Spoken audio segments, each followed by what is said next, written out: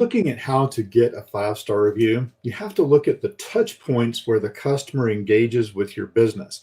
The customer journey, as it says here, starts whenever they call or come into your business. So whether they call in or come in, if they call in and set an appointment, you want to make sure you have it set up so you can send them an SMS text reminder. Then from there, they come into the office. Whenever they come into the office, you want them to go ahead and check in.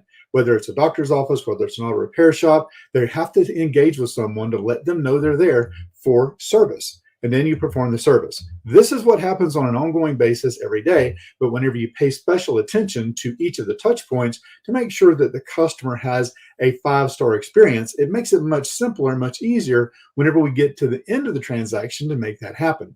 Now, the fact is that most people would be more than happy to leave a review. But the fact is, most businesses never ask their customers for a review. Now, if you look at businesses like a power company can do everything exactly perfect, and the best grade you're ever going to give them is a C. Because the only times you think of the power company is 2 times, whenever you get your bill or whenever the power goes off. Neither one are a very positive experience. So the likelihood of you calling in and going, hey, you guys are doing a great job, is very slim. Now, whenever it comes to any local business, the same thing kind of applies. They expect everything to go okay. They expect when they go to the restaurant that their food is going to come out on time, that it's going to be hot or cold or whatever it is, that however they ordered it, that's going to happen. It's the exception typically that causes them to feel the need to go and leave a review. However, if we bring their attention to it, if we raise the awareness of the level of service that they're getting, and it can even just be by the simple fact of requesting the review, because most businesses never request a review. Now, this request can be sent via whatever means that you have at your disposal. You can do an email request, or you can send it out via text message if you have their cell phone number. Now, one other way that you can do this is by sending them a review request postcard. In any case, they're going to have to click a link in order to be able to go and leave a review. Now, most businesses may think a postcard would be too antiquated or old school, but the fact is when you hand someone something when they're leaving your business, especially if it's one where you have personal contact with the customer and also have the person who provided the service fill their name in so they can mention them by name in the review, it increases the chances of them to actually go and leave the review. But in all 3 cases, they have to go and click a feedback form link. Now, the best way to do this is to not leave it to chance and say, hey, could you just go to Google or go to Facebook, but have a system set up where they actually go to a feedback form that you have control of. And whenever they're able to send it to a feedback form that you have control of, and that's set up as a web page where they go and type in what their review is, what it does a couple of things. One is it gives them the ability to go and leave that good review. The other thing it does is if they leave a bad review, they feel like they have already shared their opinion, and it may thwart them from going and sharing it somewhere like Google or Facebook where you don't have any control over it. Now, once they fill out the feedback form, 1 of 2 things is going to happen. If it's a 5-star review, that's great. It's a good review. You're going to be able to post it online, take every review and turn that into a Facebook post, a Google My Business post, a Twitter post, a LinkedIn post, anywhere on social media that you have the ability to do that. The other thing that you can do with that good review, when you go to post it online, you can create a video to be able to share the reputation, to be able to share the review with other people that may be looking for information about your business. And that review video can be shared on Facebook. It can be shared on YouTube, anywhere that you can post a video. What this does is it gives you increased exposure of the great review that someone is giving you. Now, people ask from time to time, hey, can I take a Facebook review and also post it on Google? And the short answer is no, you can't. However, you can take a screenshot of that review on Facebook and post it on Google My Business or post it on Twitter. And you can take that positive review from maybe YP.com or from Yelp, take a screenshot of that and then post it on Facebook so that you continue to increase the exposure of the good reviews that you get for your business. Now, you're going to want to go ahead after they do leave the review and remove them from the campaign.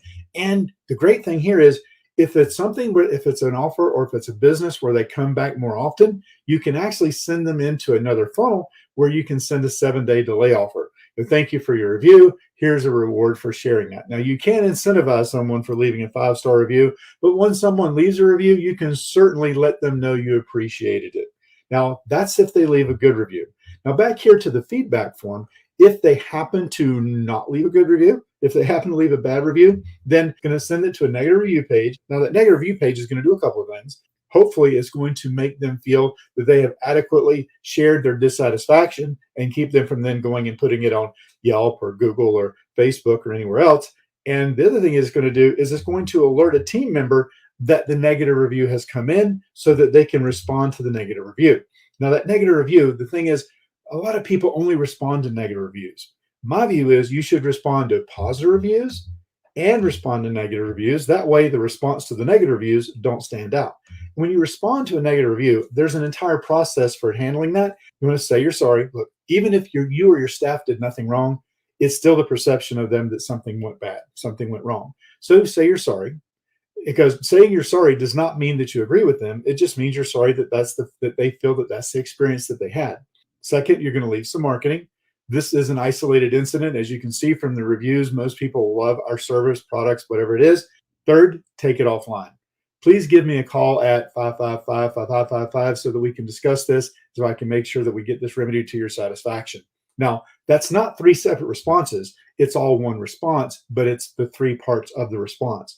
So when you do that, it allows you to handle that, get it offline. And the reason you want to respond, some people say, oh, I don't want to respond to a negative review because then they're going to fight back.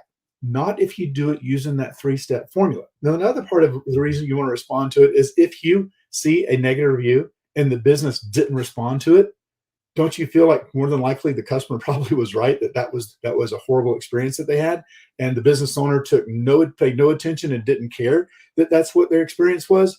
Whenever you respond to them, it shows that you care, and typically the person doesn't say anything else back. And if they do, because of how nice you were, if they say something nasty again, it just kind of makes them look a little less than honorable over the way they're handling the situation, and you don't have to respond to the next thing they come back with. But if you do respond, but it positions you to show that you're a business owner who cares. So that's why you also, as I mentioned, want to leave a comment if they leave a positive review as well. Thank them. The other thing you want to do when they leave a positive review is you can use keywords.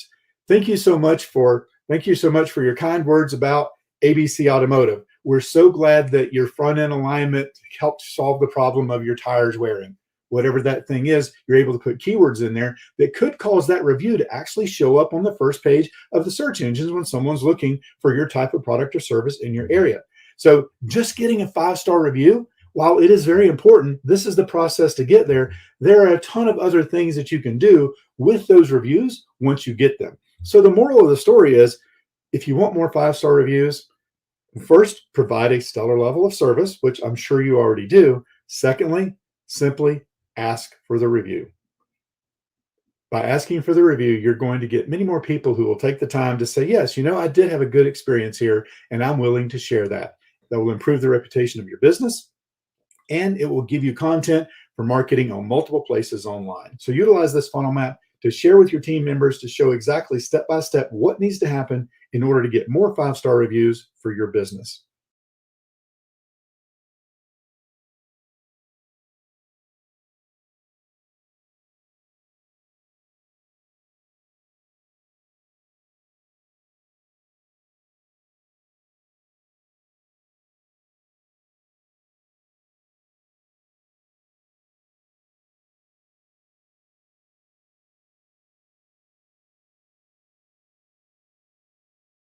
Trigger, and they bought our core offer. Now the profit bump is taking it to that next level. So let's say that you're selling a supplement and you do a test supplement for $7. You bring them to the core offer page and they can get a full bottle of the supplement for $47. The profit bump could be a different supplement, or we're already